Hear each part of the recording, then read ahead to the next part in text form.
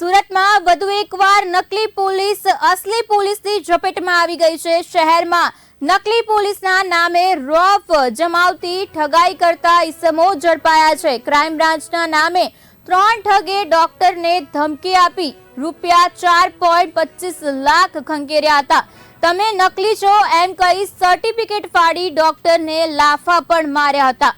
ડોક્ટરની ફરિયાદને આધારે પોલીસે 3 નકલી પોલીસની ધરપકડ કરી છે। હર્ષિત દિહોરા, હિતેશ પટેલ અને ધ્રુવાંગ સૌનુર પોલીસ સકંજામાં આવી ગયા છે। ત્રણેય આરોપીઓ સામે પોલીસે ખંડણીની કલમ હેઠળ ગુનો નોંધી વધુ તપાસ હાથ ધરી છે। શહેરમાં નકલી પોલીસ પકડાઈ છે। ક્રાઇમ બ્રાન્ચના નામે 3 ઠગોએ ડોક્ટરને ધમકી આપીને પૈસા એટ્યા હતા। તમે નકલી છો તેમ કહી સર્ટિફિકેટ ફાડીને લાફા પણ માર્યા હતા। ડોક્ટરની ફરિયાદને આધારે પોલીસે 3 નકલી પોલીસને પકડી પાડી છે।